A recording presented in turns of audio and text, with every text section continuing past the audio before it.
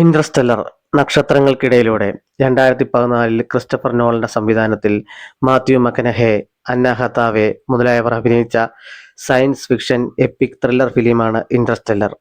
Interstellar കാണാൻ പോയപ്പോൾ ഉണ്ടായ തിയേറ്ററൽ എക്സ്പീരിയൻസ് ആണ് ഞാനിവിടെ പറയാൻ പോകുന്നത്.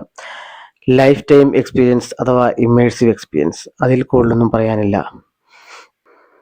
സയൻസിനെ കുറിച്ച്, ഫിസിക്സിനെ കുറിച്ച് ഒന്നും പ്രത്യേകിച്ച് ധാരണയൊന്നുമില്ലാത്ത യുവാക്കളിലേക്ക്, കുട്ടികളിലേക്ക്, പ്രേക്ഷകരിലേക്ക് ടൈം ട്രാവൽ, വേം ഹോൾ, ബ്ലാക്ക് ഹോൾ, ന്യൂട്ടന്റെ തിയറി ഓഫ് റിലേറ്റിവിറ്റി, പ്രകാശവേഗത, പ്രകാശവർഷം, ഗാലക്സി മുതലായ വാക്കുകൾ പരിചയപ്പെടുത്തിയത്, അല്ലെങ്കിൽ 10 വർഷങ്ങൾക്ക് മുമ്പ് ഇറങ്ങിയ ഒരു ചിത്രം നമ്മളിപ്പോഴും ചർച്ചയാക്കപ്പെടുന്നതിൻ്റെ കാരണം ഒരൊറ്റ പേര്, ക്രിസ്റ്റഫർ നോളൻ.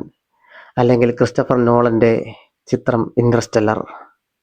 ഇന്റർസ്റ്റെല്ലർ എന്ന സിനിമയെക്കുറിച്ച് നമ്മൾ ഇങ്ങനെ ഓർക്കുമ്പോൾ നമ്മുടെ മനസ്സിലേക്ക് ആദ്യമായി ഓടിയെത്തുന്നത് മാത്യു മക്കനഹെ മറ്റേ സ്പേസ് പോകുന്ന ആ ഡ്രസ്സും ഹെൽമെറ്റും ഇട്ട് നിൽക്കുന്നതും, പിന്നെ നമ്മുടെ മനസ്സിലേക്ക് ഓടിയെത്തുന്ന ഹാൻസിമറിന്റെ ആ ഒരു ബീജിയമാണ്. സന്തോഷമാണോ, സങ്കടമാണോ, നിരാശയാണോ, അത്ഭുതമാണോ എന്നറിയത്തില്ലാത്ത ഒരുതരം മ്യൂസിക്. നമ്മൾ ആ ബീജിയമ്മിലേക്ക് ആഴ്ന്നു പോവുകയാണ്. നമ്മുടെ മനസ്സിലേക്ക് ആദ്യം ഓടിയെത്തുന്ന രണ്ട് കാര്യങ്ങൾ അതാണ്. ആ ബീജിയം, ഹാൻസിമറിന്റെ ആ ബീജിയം നമ്മളെ വേറൊരു തലത്തിലേക്കാണ് കൊണ്ടുപോകുന്നത്. ആരാണ് ക്രിസ്റ്റഫർ നോളൻ? ഇന്റർസ്റ്റെല്ലർ പോലെ, ഓപ്പൺ ഹേമർ പോലെ വളരെ മികച്ച സിനിമകൾ നമുക്ക് സമ്മാനിച്ച സംവിധായകൻ. അതാണ് ക്രിസ്റ്റഫർ നോളൻ. പിന്നെ തിയേറ്റർ എക്സ്പീരിയൻസിലേക്ക് കടക്കുകയാണെങ്കിൽ ഐമാക്സിലോ 4DXലോ കാണണമെന്നായിരുന്നു ആഗ്രഹം. പക്ഷേ എല്ലാം പ്രീ ബുക്കിംഗ് ആയതുകൊണ്ട് നമുക്ക് ആ ഏരിയയിൽ പോലും എടുക്കാൻ സാധിച്ചില്ല.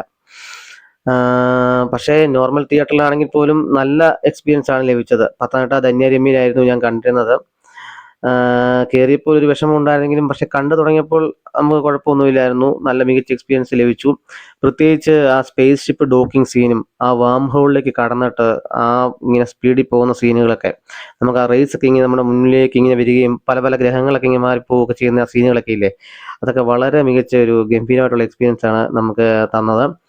പിന്നെ 4DXൽ കണ്ട സുഹൃത്തുക്കൾ പറയുന്നത് കേട്ടു, 4DXൽ കണ്ടപ്പോഴത്തേക്ക് ഈ മില്ലർ പ്ലാനറ്റിലൊക്കെ പോയി ഇറങ്ങുന്ന ഒരു സീനൊക്കെ ഇല്ല, ആ സീനൊക്കെ ഈ മറ്റേ സുനാമി വേവ്, വലിയ വേവ് ഇങ്ങനെ വരുന്ന ആ സീനൊക്കെ തിയേറ്ററിൽ കാണിച്ചപ്പോൾ 4DXൽ ഇങ്ങനെ ഫ്രണ്ടിൽ നിന്ന് ഇങ്ങനെ ഒരു ചെറിയ കാറ്റും പിന്നെ വെള്ളം നമ്മുടെ ദേഹത്തേക്ക് സ്പ്രേ ചെയ്യുകയും ചെയ്തെന്ന്. അപ്പോൾ ആ ഒരു ഇത് കാരണം അവിടെ ചെന്നിറങ്ങിയ ഒരു ഫീല് 4DXൽ കണ്ടവർക്ക് കിട്ടിയെന്നാണ് അവർ പറയുന്നത്. അത് എന്തുവായാലും നമുക്ക് അനുഭവിക്കാൻ സാധിച്ചില്ല. എന്നാലും നോർമൽ തിയേറ്റർ ആണെങ്കിലും നമുക്ക് ആ ഒരു ബിഗ് സ്ക്രീൻ കാണുമ്പോൾ എന്തായാലും ഒരു എഫക്റ്റ് ഉണ്ടല്ലോ, അത് നമുക്ക് ലഭിച്ചു.